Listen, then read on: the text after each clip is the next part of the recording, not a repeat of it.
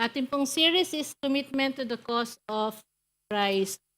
Nauna po nakakatuwa pag nakikinig dun sa ating mga patotoo every week kasi it only shows how faithful God is sa buhay natin. Kasi there's always something to thank God for. Diba? Hindi talaga maubusan eh. Yung alam ka na, every gising is a blessing. Totoo yun eh. Yun lang nandirito tayo ngayon. Okay, praise God kasi kahapon pa, while I'm preparing, kala ko hindi ko matatapos, nagpaparescue na nga ako kasi meron kasi akong osteoarthritis sa right shoulder. So, hirap akong kumilos. Tapos masakit pa yung ulo. Pero isa yun sa paggalaw ng kaaway eh. So, I was just praying. But praise God. Tapos naman, thank you Lord sa healing. So, I praise God. Marami man tayong mga bakanteng upuan, but I know the angels are seated on those vacant chairs. Amen? Amen. So, just to have a review, the first topic that we had was a commitment to obey God, and then commit to the 7 great conditions of the Great Commission. 3, commit to an excellent life. Commit to fellowship consistently. Commit to love and protect your family. Commit yourself to spiritual multiplication. Kumusta naman po yung 6 na commitment lessons na yan? Naya-apply po ba natin? Yung po ba ang mga napag-aralan natin, mga nakinig natin, naya-apply po ba natin? Kasi it's pointless po na nakikinig tayo kung yung lesson na naririnig natin, hindi natin naya-apply sa buhay natin. Amen?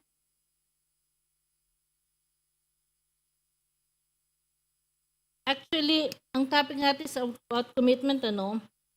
But when you say commitment, maraming tao na ayaw pag-usapan yan. Medyo takot. When it comes to relationship nga, di ba, yung iba may edad na ayaw pa mag-asawa kasi they don't want commitment. Ayaw nilang ma-attach. Meron ba dito ayaw magpa-commit? Meron dyan, ha? Kasi ang nature natin tao, we want to be free. We want to do things when we want to do things. When it is convenient. Ayaw natin na obligation. Kasi obligation is like doing something out of duty. We're doing something that we have to do pero without heart. Kumbaga parang nagiging burden na lang. Last time we had on September 20 we celebrated workers appreciation. So you will see we had more than 140 committed workers. So praise God for their lives. Palakpan nga po natin ang Panginoon. Hindi po madaling maglingkod sa Panginoon kasi it not only involves your talent, it involves your time, your effort, and your pocket. So kung wala po talaga yung real commitment, wala po hindi po galing sa puso, mapapagod ka, mag-quit ka. While as if you are really committed to the Lord, love, talagang fully committed ka to the very sense of that word, kahit anong pagod ka, papahinga ka lang. Pero you will continue serving the Lord. Amen? Ano nga po bang ibig sabihin ng commitment? Sabi ni Abraham Lincoln, commitment is what transforms a promise into reality. Iba dyan sinasabi, pinangakuan ka na, lupato pa rin. But what does the Bible say about commitment? Proverbs 16:3, commit to the Lord whatever you do and He will establish your plans. And Psalm 37 verses 5, commit your way to the Lord, trust in Him, and He will do this. 2 different verses, but talks of the same thing. Commitment is to entrust oneself entirely to God. When I say entirely, it means everything, not selective. You are committing yourself, not only your life, but you're committing your family, your finances, you're committing your job, your possessions, your time. Hindi ka committed lang pag Sunday or Friday, and then me time na the rest of the week. No. When you say commitment to God, it means every second of our lives. Dapat committed tayo sa Kanya. everything that we think of, everything that we say, everything that we do, everything that we have should be committed to God. Amen? Message number 7 is commit to Christ and His Word. Bakit commit to Christ and His Word? Hindi ba pwedeng commit to Christ lang? Or commit to His Word lang? Hindi po pwede kasi Christ and His Word goes hand in hand. It goes together. You cannot separate them. You cannot commit yourself to Christ and not believe in His Word. You cannot believe in the Bible without believing in Jesus. Now, what does the Bible say about it? John chapter 1 verses 1 to 3. Can we all stand up? Let us read. In the beginning was the Word, and the Word was with God, and the Word was God. He was in the beginning with God. All things were made through Him, and without Him nothing was made that was made. John 1:14. And the Word became flesh and dwelt among us, and we beheld His glory, the glory as of the only begotten of the Father, full of grace and truth. You may be seated, please. In other words, Jesus is the Word. So, hindi po pwedeng paghiwalayin yon. We commit to Christ, we commit to His Word. Amen? Now, why do we need to commit to Jesus? Kasi, when we are not committed, madali po tayong maliligaw. Kasi anything goes, walang commitment. In any relationship, pag walang commitment, will it work? Kahit yung boyfriend-girlfriend lang or yung normal friendship, platonic friendship, it will not work kasi there has to be a commitment. Kasi pag walang commitment, sige-sige lang. We commit because it reflects the character of God. It helps us to stay on track. Actually, the word commitment did not start with us. It started with God. It started with Jesus. Kasi He committed Himself in obeying the will of God, dying on the cross so that we may have eternal life with Him in heaven. Amen? So let us read our scripture reference. Luke, may I request everybody to stand again, please, so hindi kayo makatulog. Okay, 1 to 3. He went to Nazareth, where He had been brought up, and on the Sabbath day went into the synagogue, as was His custom. He stood up to read, and the scroll of the prophet Isaiah was handed to Him.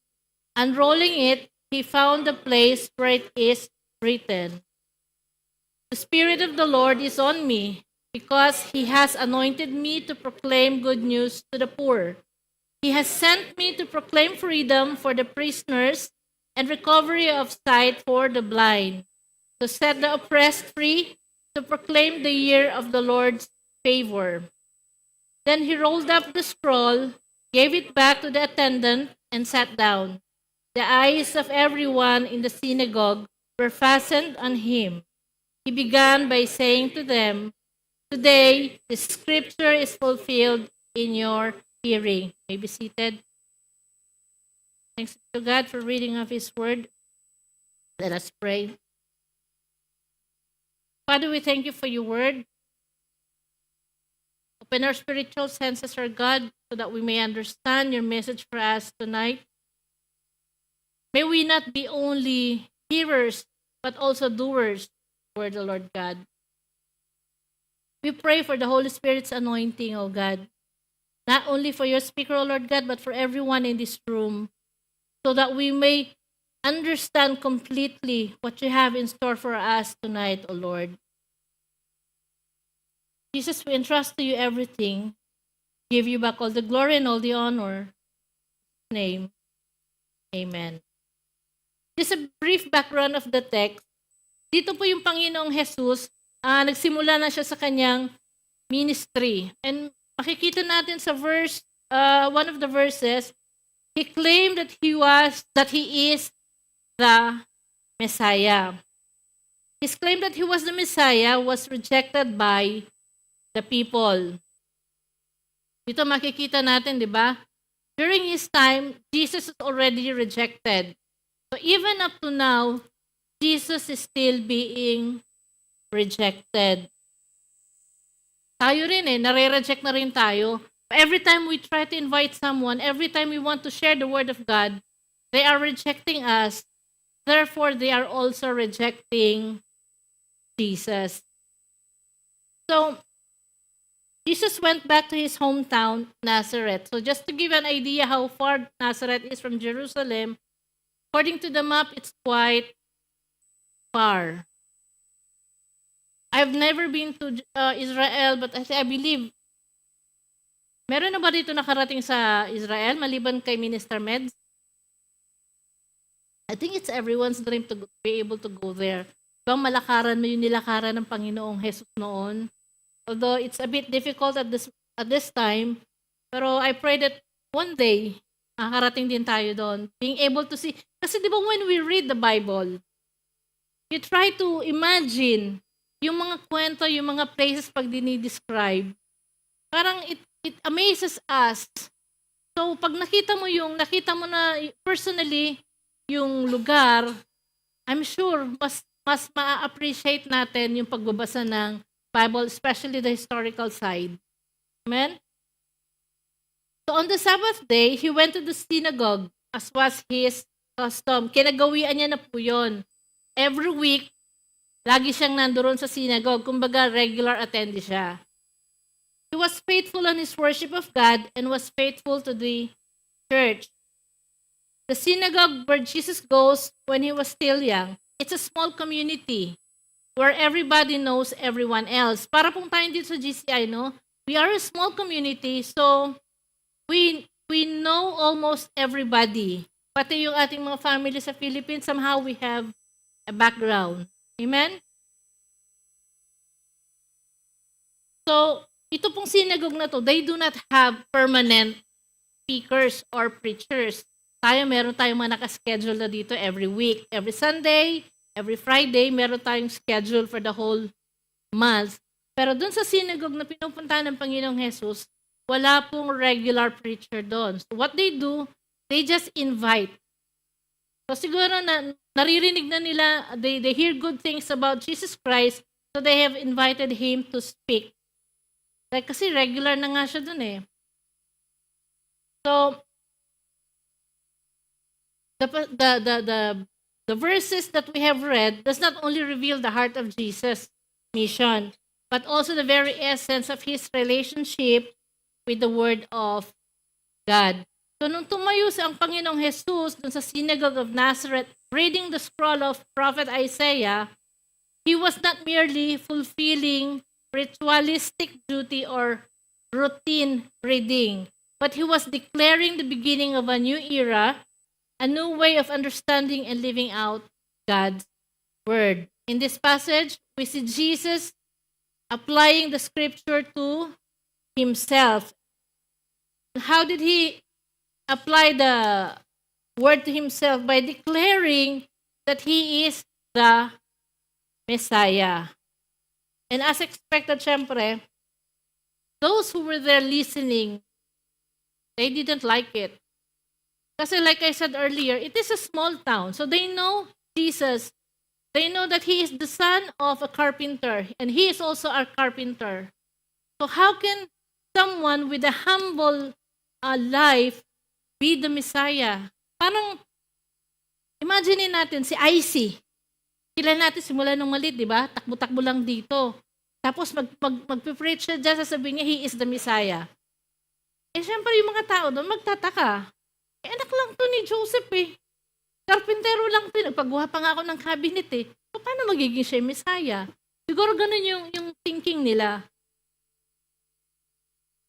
So, as we explore yung connection to the Word, we are also invited to reflect on our own relationship with the Scripture. Kung ang Panginoong Jesus committed sa Word of God, what about us? Paano po tayo? Kailangan po bang mawala din ng telepono natin para magbasa tayo ng Bible? How do we also have to pause and reflect. How do we approach the Word of God?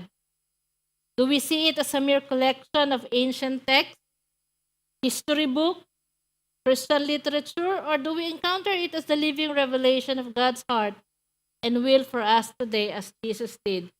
May mga Bible na, di ba, may illustration, makulay, iba-iba yung font na ginagamit, very artistic. So maraming bumibili nun kasi very pleasing to the eye. Madaling, especially sa mga bata, yung mga Bible stories nila, di ba? They're not actually buying this book. They're not actually buying the Bible because of the content. They are buying it because they are attracted dun sa itsura. Naranasan niyo po ba yun na bumili kayo ng isang bagay? Di ba bibili tayo ng gamit? Something that is appealing to the eye. Minsan nga, di na natin naano yung price and all. But especially, it also happens when we are buying Bibles. I remember I bought one time yung kids book. Blue siya, makapal, and really very colorful. Marami rin siyang lessons doon. But then, after some time, pinagsawaan ko din. Kasi nagsawa ka na sa kulay, nagsawa ka na doon sa mga drawings niya. Kasi yun lang yung naka-attract sa akin when I bought that book nung bago ko. It was only the colorful pages. But when you are buying the Bible, because you are interested in reading the scripture, ano pa man ang itsura niyan, for as long as nababasa mo, naiintindihan mo, you will buy it. Ito nga yung Bible ni Ninong kasi malalaki letra eh. So, number 1, Jesus was a man of the Word.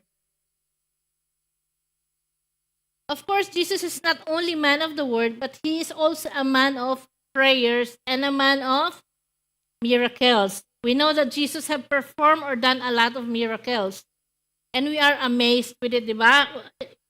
Yung blind man nakakita, yung mga plague, di ba? Ang dami niyang miracles. And people are mostly interested dun sa miracles na pinerform niya, na nagawa niya, more than the miracles, the scripture itself. Pansin nyo, pag nag-i-invite tayo ng tao dito sa church, mas madali mag-invite ng may sakit o yung may pinagdadaanan. Kasi they are expecting, like yung may sakit, they're expecting to be prayed for, they're expecting to be healed. There's nothing wrong with it. Kaya lang, what if the only motivation they have in coming to church is to be prayed for healing, or masolve lang yung any problem that they have, like finances. What happens kung nasolve na yung problem nila?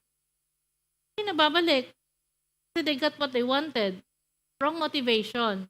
But if they come here because they are motivated to hear the Word of God, ano man yung situation nila, they will keep on coming back. They will keep on coming back for more. Kung babasahin natin ang Gospel, Matthew, Mark, Luke, John, mababasa natin dito that Jesus goes around towns and villages teaching, preaching, declaring the Word of God. Everywhere he goes. That is why it is very important to know the scripture. It is our spiritual GPS.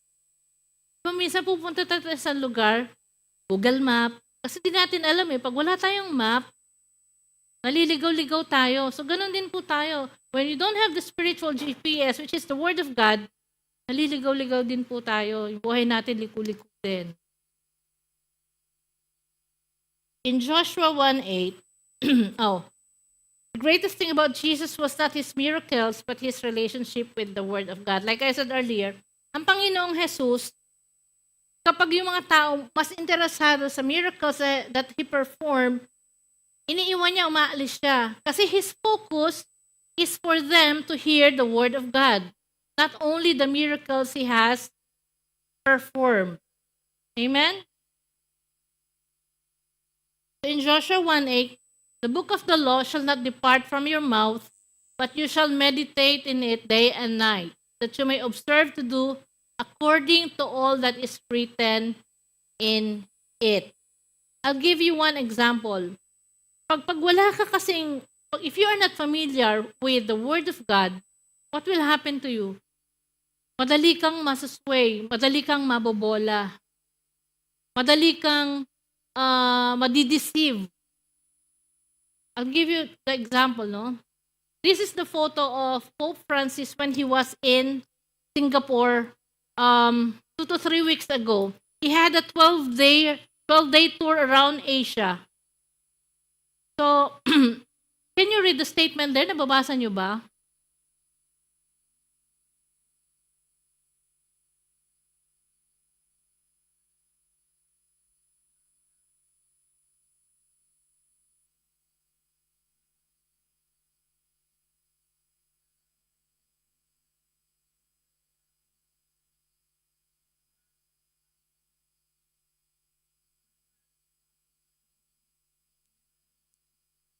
Of God.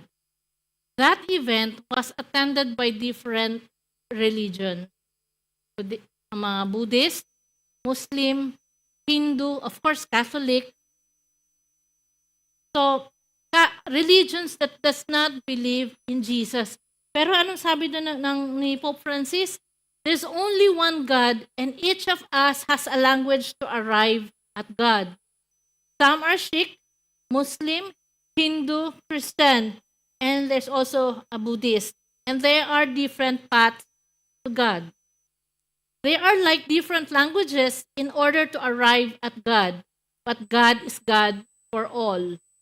Since God is God for all, then we are all children of God. What did you notice?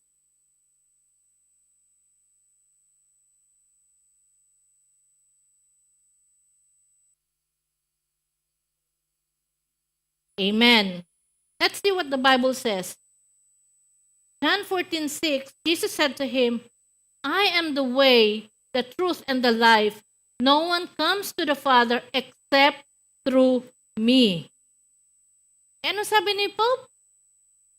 There are different paths to God. Mali na agad. Sabi pa niya, God is a God for all. And since God is a God for all, then we are all children of God. Ano sabi sa Bible?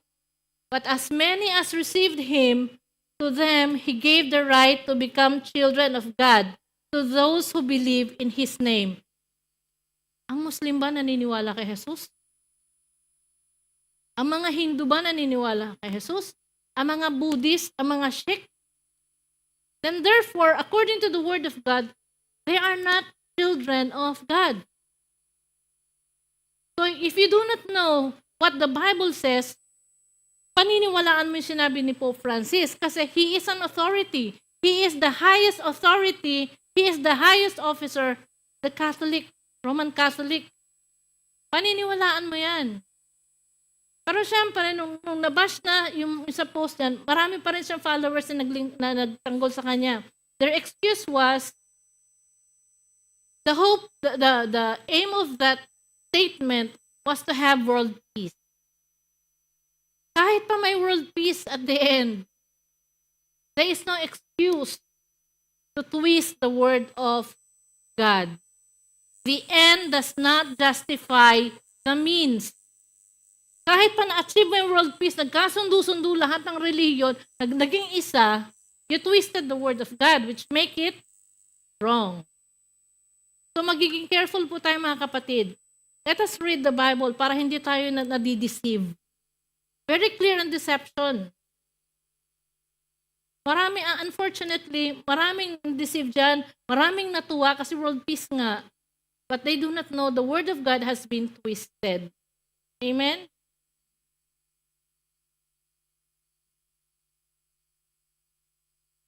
So, going back to the scripture that we've read kanina, kung babalikan natin Luke 16:22, we see Jesus declaring that the scripture he read from the scroll of Isaiah has been fulfilled.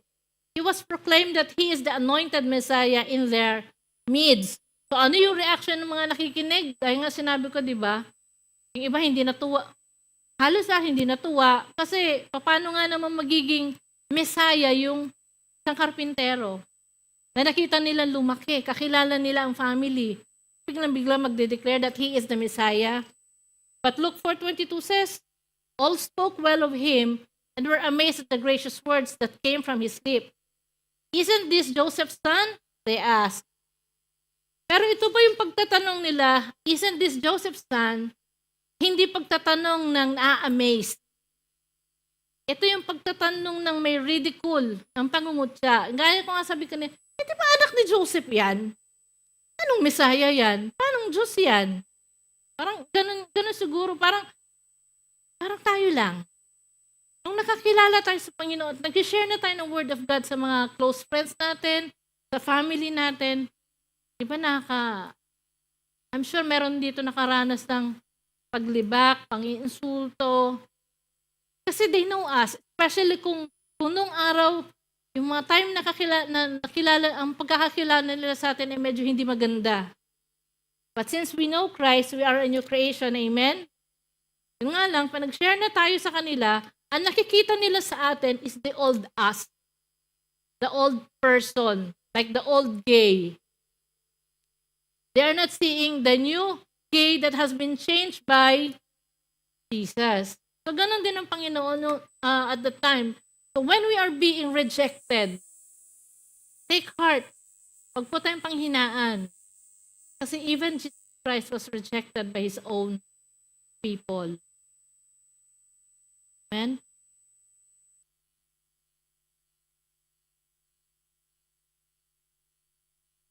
Jesus said to them, surely you will quote this proverb to me, physician, heal yourself, and you will tell me, do here in your hometown that we have heard what you did in Capernaum. At the time kasi, sikat na yung, kumbaga, well-known na lahat ng miracles na ginawa ng Panginoong Jesus.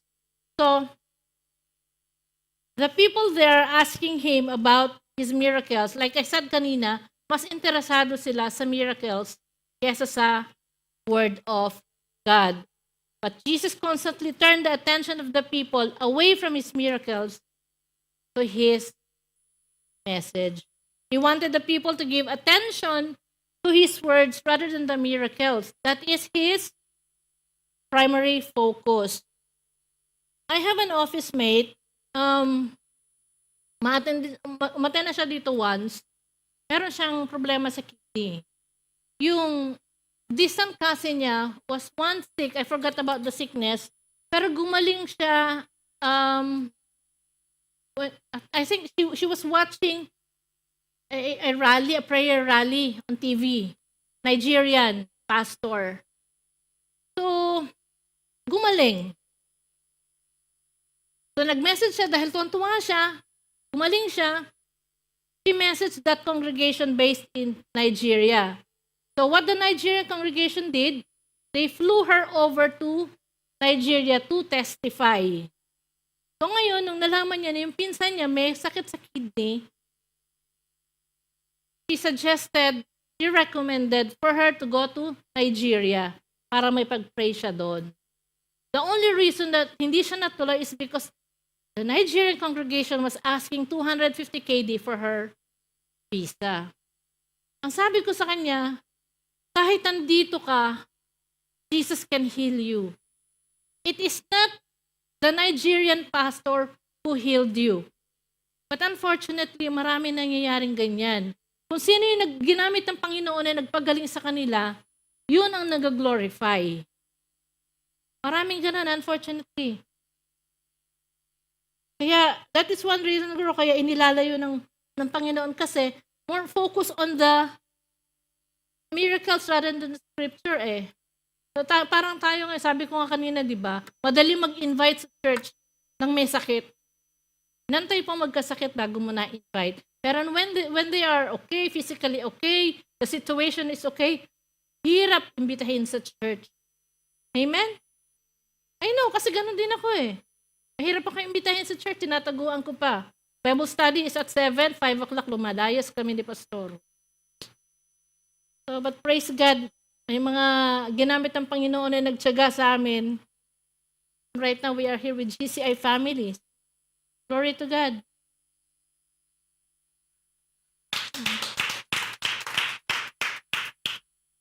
So, Jesus built his ministry upon the Word of God. Matthew 26, 53 to 54, and 56 says, "Do you think I cannot call on my Father, and he will at once put at my disposal more than 12 legions of angels? But how then would the scriptures be fulfilled that say it must happen in this way? But this has all taken place that the writings of the prophets might be fulfilled."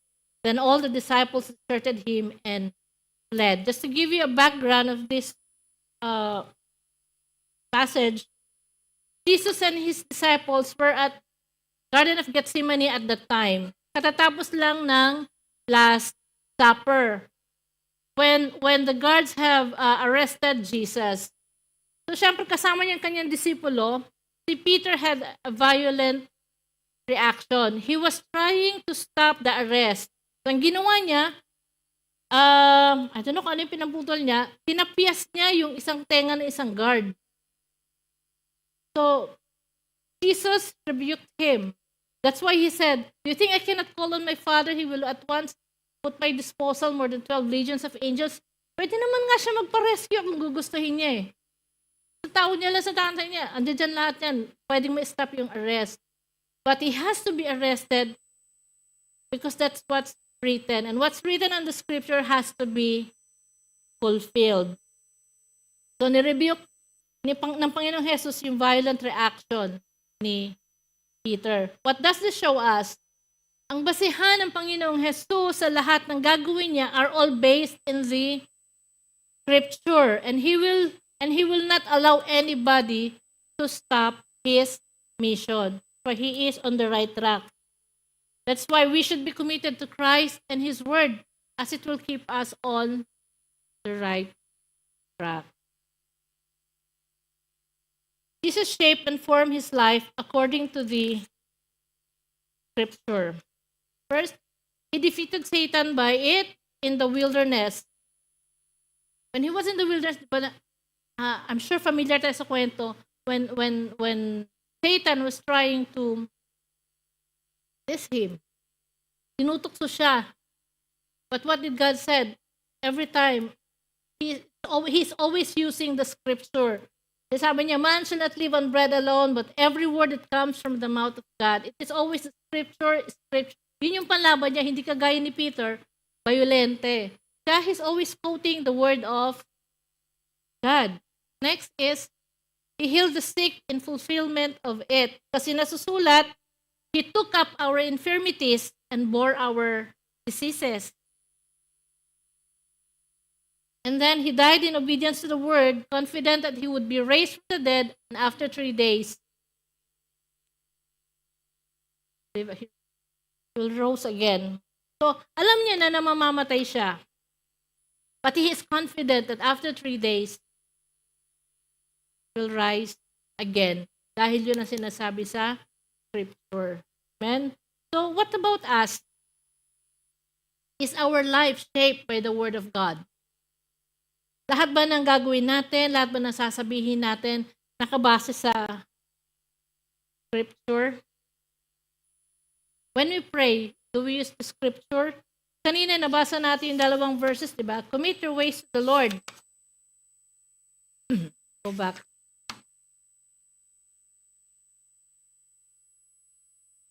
Commit to the Lord whatever you do, and He will establish your plans. Commit your way to the Lord, trust in Him, and He will do this. So everything, dapat nakakommit. That's why it is important to know the Word of God, because how will you say you're obeying the Word of God when you do not know what to obey? You can only say you are abiding by the book of God. You are abiding by the Word of God when you know what the Word of God is. Kasi di ba sasabihin mong, nasusunod ko naman utos ng Diyos eh. Ano ba yung utos ng Diyos? How will you know what to follow if you are not reading the Bible? How will you know what God's will for you is if you are not reading His Word. So dapat, magbasa tayo. Basa-basa din kasi may time. Hindi yung basa din pag may time kasi may time. It's all a matter of prioritizing our activities. Kung gugustuhin natin, pwede. Pag gusto, may paraan. Pag ayaw, aming dahilan. Kaya, magbabasa tayo kasi may time. 2 Timothy 3:16-17, all scripture is God-breathed and is useful for teaching, rebuking, correcting, and training in righteousness, so that the servant of God may be thoroughly equipped for every good work. Thoroughly equipped. How will you achieve that? By reading His Word. So, Jesus was a man of the Word. He personified the Word. He is the fulfillment of the Word, and He is the Word of God. Number 2, Jesus discovered life in the Word. Jesus' approach to Scripture was unique and revolutionary. He gave the Word a new authority. Unlike yung mga religious leaders during His time, sila yung mga legalistic. Yung ginagamit yung salita ng Diyos or a law for their own benefit. But Jesus' approach to the Word is something deeper. Mark 12:24, Jesus rebuked the Sadducees, saying, "Are you not in error because you do not know the Scriptures or the power of God?" Yung mga Sadducees, they are a group or sect in Israel who does not believe in resurrection. So, they were asking God about resurrection. Funny, kasi di nga sila naniniwala, and yet they're asking God. So, obviously, they are just testing Jesus. So, ang sabi nila, merong isang babae na may asawa, nabalo. Ang tradition nila noon, kapag nabalo at may kapatid na lalaki, automatically, kung sino yung kapatid na lalaki, pakakasalan yung widow. E nabalo ulit. So may kapatid pang lalaki, pinakasalan uli yung widow kasi tradition nila Nabalo ulit. Paulit-ulit hanggang nakalimang kasal. Balo. So sabi ng mga Sadducees, kapag nagkaroon ng resurrection, sino yung magiging asawa ng balo? Kasi 5 ang napangasawa niya. Technically, 5 talaga. So, ang sabi, nirebuke sila ng Panginoong Jesus. Ang sabi nila, hindi nyo kasi naiintindihan ng salita kasi walang revelation sa inyo ang banal na. There's no revelation from God. Kasi they were just testing Jesus. Kaya it is important when we read the Bible, it is important na mag-pray muna tayo, magpa-cover tayo sa Holy Spirit, ask for the wisdom, ask for the anointing in reading the Word, ask for understanding, para hindi po natin ma-misinterpret ang salita ng Diyos. Kasi, let's face it, minsan may mga verses na ang hirap intindihin, lalo kung yung Bible mo is King James. Thou hast. Hirap nun, ayoko po yun. Ayoko yung version na yun. Nahihirapan akong basahin. Nahihirapan ako intindihin lalo. Dapat pag nagbabasa tayo ng Bible, hindi yung para nagbabasa ka lang ng comic, ng storybook, ng newspaper. Kasi nagbasa lang tayo, kwento-kwento lang. Parang hindi ka seryoso. So, when we open the Bible, let's pray. Ask the Holy Spirit, guide us. Give us wisdom. Para i-reveal sa atin ano ba yung mensahe sa atin ng Panginoon. Kasi pag nagbabasa tayo ng Bible, dapat na-encounter natin ang Panginoon through His words. Hindi yung basa ka lang ng basa na wala lang. Yes, there are times na talagang parang walang pumapasok. Pero hindi naman kailangan laging ganun. Pray. ask the help from the Holy Spirit. Amen? Because without the guidance from the Holy Spirit, without the revelation from the Lord, that word will not transform us. Kasi wala lang, lumipad. Nabasa mo lang, pero hindi tumimo dito sa puso mo. So there will be no transformation. So kahit nagbabasa ka about forgiveness, kung hindi ka naman na-transform, it's just another article. Nabasa mo lang about forgiveness, kailangan ka mag-forgive, okay. Pero walang manifestation. Kaya it is necessary to have inner revelation of the Word. The Bible is not just a collection of laws and moral teachings. Living, dynamic revelation from God meant to transform the heart and spirit of the believer. This inner revelation is about encountering God personally through His Word, allowing it to penetrate the depths of one's being and bring about genuine change. Na-encounter po natin ang Panginoon hindi lang sa EGR. When we pray, we encounter God. When we read His Word, we encounter God. Huwag po nating isipin na encounter lang, EGR lang. Hindi po totoo yun. We can encounter God every day.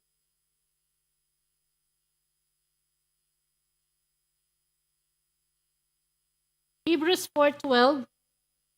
But the Word of God is alive and active, sharper than any double-edged sword. It penetrates even to dividing soul and spirit, joints and marrow. It judges the thoughts and attitudes of the heart. The Word is alive. The Word of God is alive and active. Meaning, dapat yan, natatransform tayo. Kailangan tumimo sa puso natin yan. May epekto dapat sa atin yan. Dapat natatauhan tayo. When we are living in sin and we have committed something wrong that is not pleasing to the Lord, once we read the Bible, dapat nako-convict tayo. Kapatid, kung hindi ka tinatamaan, hindi ka nako-convict sa salita ng Panginoon, something is wrong with your heart. Sabi nga dito, it's a double-edged sword. It penetrates even to dividing soul and spirit, sa pang joints and marrow eh. So, imposibleng hindi katablan. Kaya pa next time nagbabasa ka, pero hindi ka, walang dating sa'yo, parang wala, adi lang. Especially pag alam mo may ginawa kang mali, pero walang kurot sa puso mo, something is wrong with your heart. Pray for it. The Bible is not. Number 3, Jesus discovered God in the Word. The Bible is not just about God. It is a self-revelation of God.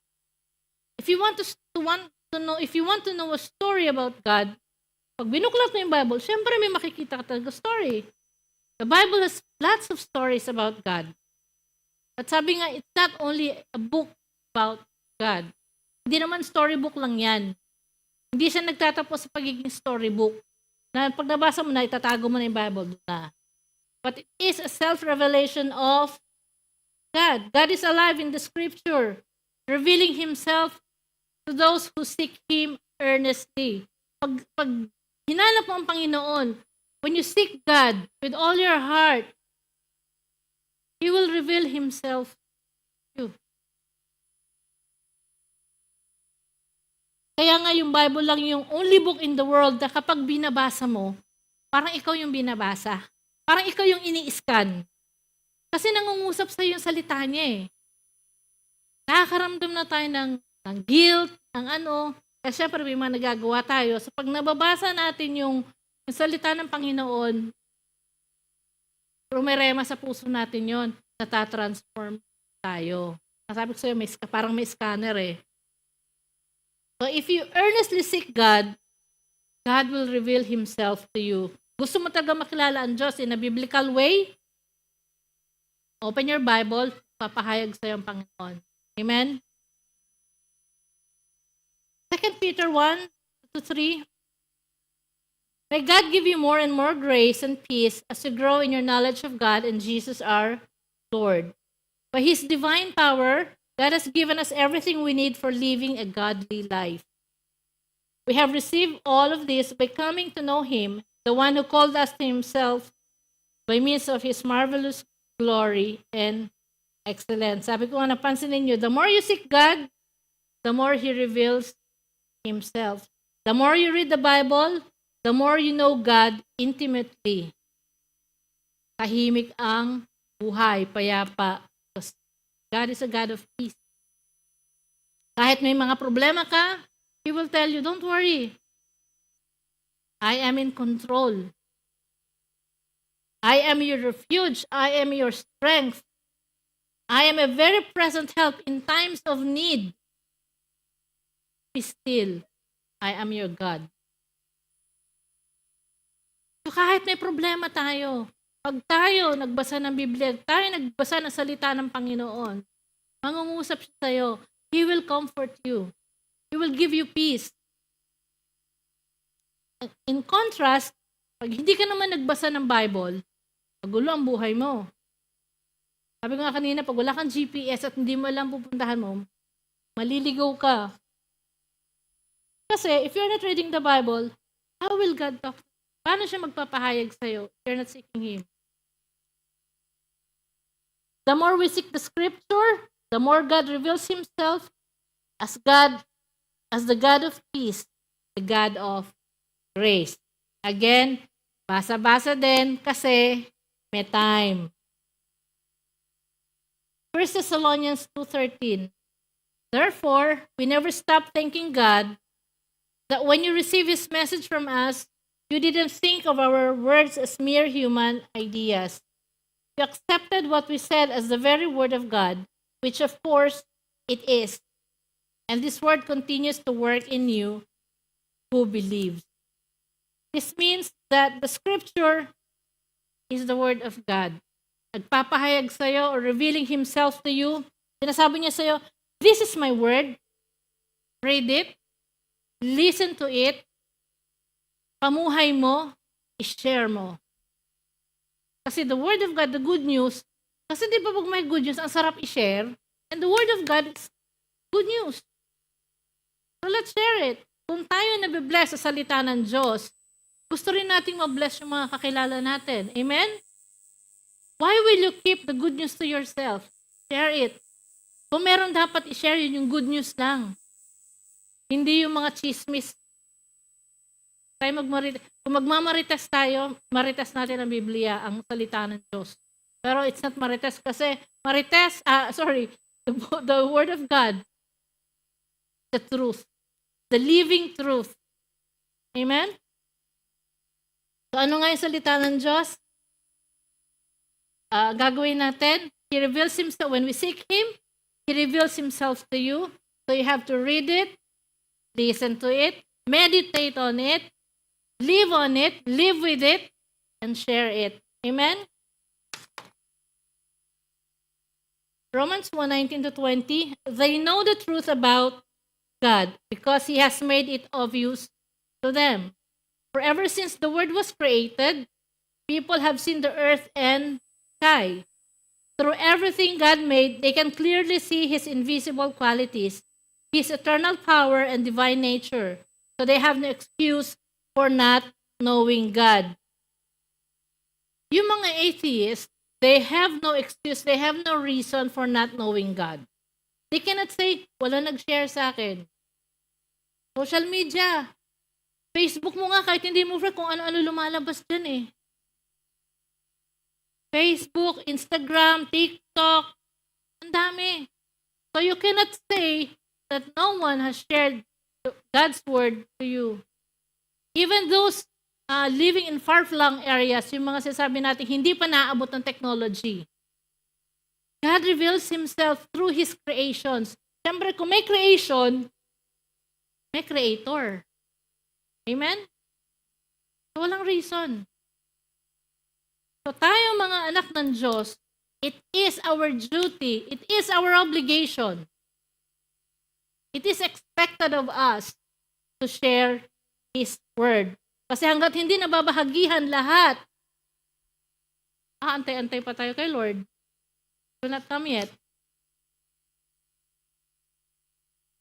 God is accessible in Scripture. Parang tumalun na kaya.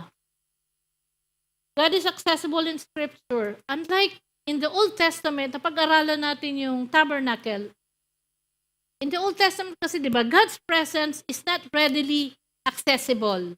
It's not accessible to all at all times. Marami ka pang kailangang gawin. Maraming mga rituals kailangan mong gawin. Bago ka makarating sa Holy of Holies, may mga alay, may mga rituals, at hindi lahat pwede pumunta doon. Bibigyan mo po yun sa pare.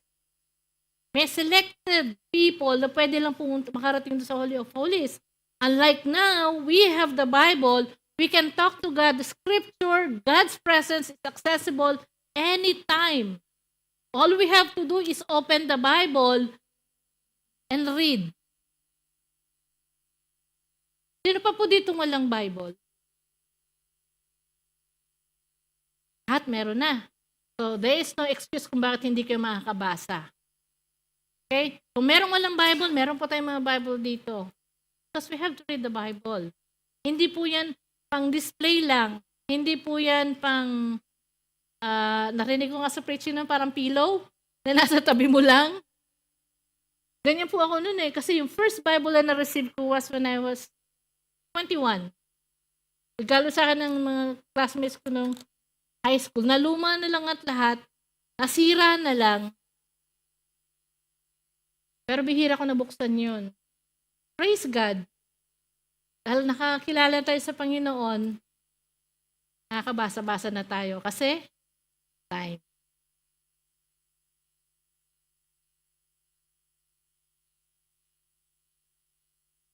First Peter 1:23-25, having been born again, not of corruptible seed, but incorruptible, through the word of God which lives and abides forever. Because all flesh is as grass, and all the glory of man as the flower of the grass.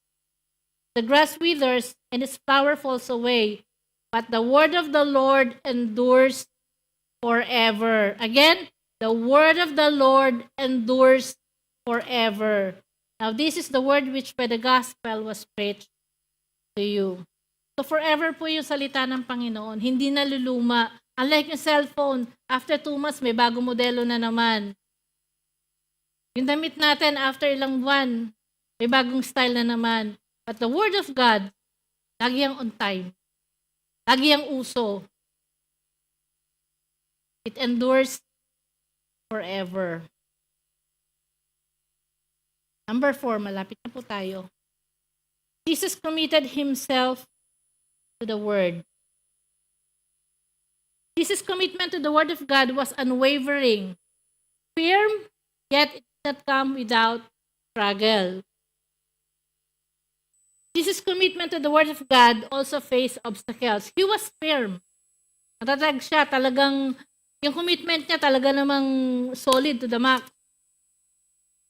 But he also faced struggles. It's like us. Yung commitment natin, di ba, nakakaano rin tayo ng mga obstacles eh. Minsan ang obstacle natin, sarili natin. Katamaran natin. Sabihin natin yung oras. Okay, oras kasi sa trabaho. Marami tayo na anong obstacles. Ganon din ang Panginoon. He also faced many obstacles. Barriers similar to those we face to fully embrace the Scripture and fulfill God's will. In Hebrews 5:7-9, Jesus during his earthly life offered up prayers and supplication with loud cries and tears to the one who could save him from death. And he was heard because of his reverent submission. Although he was a son, he learned obedience through what he suffered. And once made perfect, he became the source of eternal salvation for all who obey him. Jesus offered up prayers and supplications with loud cries. Loud cries. Umiyak din po ang Panginoon. Hindi lang basta umiyak. Loud cries. Sabi nga nung nagpe-pray siya, yung luha niya may kasama ng dugo.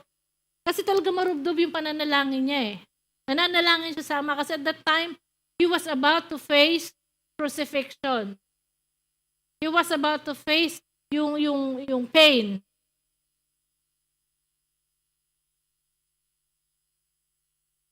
but he learned obedience through what he suffered. Jesus' obedience and commitment were refined through suffering and struggle. Hindi naman po natin matitest or masusubok yung commitment natin or yung obedience natin kung walang struggle. Kasi, kung convenient lang lagi sa atin, di chill-chill lang, diretso lang. Pero kung may struggle, like for instance, yung ministry mo, o McDo, ang layo ng biyahe, mas madaling bumaba. Kung dito ka nakatira, di ba, convenient sa'yo, ang daling bumaba, ang daling umaten ng service. But if you are staying in a faraway place, na kailangan po mag-taxi, gagastos ka, mas mahirap yon. So if you are not committed, sabihin mo lang, sayang pa yung pamasahe ko. Sayang yung oras ko, mag-o-online na lang ako. Okay lang naman yung online, pero syempre, iba pa rin yung nandirito tayo. Kasi online, marami rin distractions. Pag tinamad ka na rin dyan, natulog ka na. Baka kumakain ka pa habang nakikinig ka ng Word of God. Iba pa rin, kapatid, kapag nandirito tayo, worshiping the Lord together. Amen? So, nasusubok ang ating obedience through our sufferings. Are we obedient only when things are easy? Are we obedient when things are convenient? Or are we obedient even when the going gets tough? Pagod ka galing sa trabaho pero sige ka pa rin. Sakto-sakto lang sweldo mo, kulang pa nga, pero yung tithes mo, give. Because you're committed to the Lord and to His Word. Sabi sa'yo, magbigay ka ng tithes mo. Ask yourself, are you obedient regardless of your situation? Jesus' commitment remained firm and steadfast despite obstacles and barriers. One of the barriers Jesus faced was his natural perception. Ano ba yung natural perception? In Isaiah 9:6, Jesus was referred to as the Wonderful Counselor, Prince of Peace. In other words, He is God. He is God.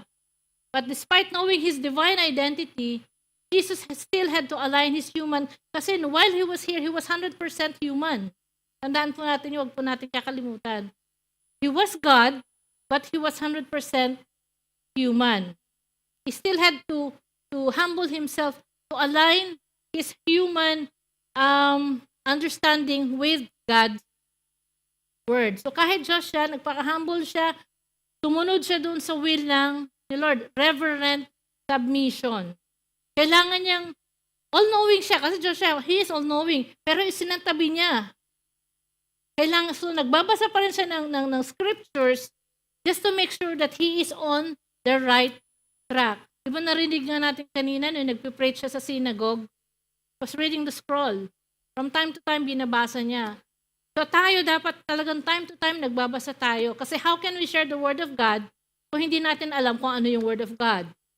How can we stand here and preach if we do not know the Word of God? Di po ba? How can you share something which you do not have? Amen? The second struggle of Jesus is the Garden of Gethsemane. Jesus confronted the barrier of his natural desires. As human, ano ba yung natural desire? As human, ayaw natin ng pain. Pero nga sa atin talagang mahina ang tolerance sa pain. So when he was praying, "My Father, if it is possible, may this cup be taken from me. Yet, not as I will, but as you will." Yan yung prayer niya na when he was about to be crucified. Alam niya na kung ano yung mangyayari eh. Alam niyang mahihirapan siya. And being human, nananalangin siya sa Diyos Ama na kung pwede, tanggalin sa kanya yung pahirap na yon. But then because of his submission, sabi niya sa Panginoon, sa Diyos Ama, "Not my will, but your will be done." So nandoon ang submission. Imagine kung hindi nag-submit ang Panginoong Jesus, wala tayong eternal life, wala tayong eternal submission, wala tayong eternal salvation. So the commitment was first done by Jesus Christ because He submitted Himself. Sabi nga kanina, He submitted Himself to the will of God so that we may have eternal life in heaven. The third obstacle, Jesus also had to overcome the barrier of His natural fears. Kanina nabasa natin that when he was preaching in the synagogue, na maliit na community, kilala siya ng lahat doon. Yung mga kaibigan, yung mga friendships niya nandoon. Kilala siya. But they rejected him. But he continued to preach the word of God in that place. Tayo po ba? Pag tayo ba nire-reject ng mga kamag-anak natin, ng mga friends natin, do we stop or do we go on? Masakit pong ma-reject. Minsan napapahiya tayo. But go on. Kasi ang Panginoong Jesus hindi huminto so that we can have the eternal salvation. So we have no business stopping just because we've been rejected by our family, by our friends. Our commitment is expected by the Lord as a believer. Amen? Jesus faced the barrier of his supernatural foe, which is Satan. So nga, when Satan was tempting Jesus in the wilderness, he was just tinitwist ni Satan ang scripture. So sinasagot din siya, Jesus is rebuking him by quoting the correct scripture. So scripture talagang pinagagamit niya. Sabi ko kanina, no violence reaction. Talagang scripture lang ang ginagamit niya. So tayo din dapat, we should know the word of God para meron tayong pangbabato for any situation. Pag meron may sakit, alam natin yung verse. Pag meron yung question sa atin about certain topic, alam natin. I'm not saying na may isa sa ulo mo buong Bible, no. But there is always a way. Pwede naman tayo magtanong. Or we can always search. But once na meron tayong, one tip lang, kung meron tayong isang nagtanong sa atin and we do not know the answer, wag po tayo magdudunong-dunungan. Let us be honest. Sabihin nyo, please bro, I do not know the answer for now, but let me research, let me check, let me ask our pastors, let me ask our leaders, and I'll get back to you. Kasi mahirap yun na magdudunong-dunungan tayo, pagpapanggap tayo na alam natin yung sagot sa tanong nila, ay pala mali naman.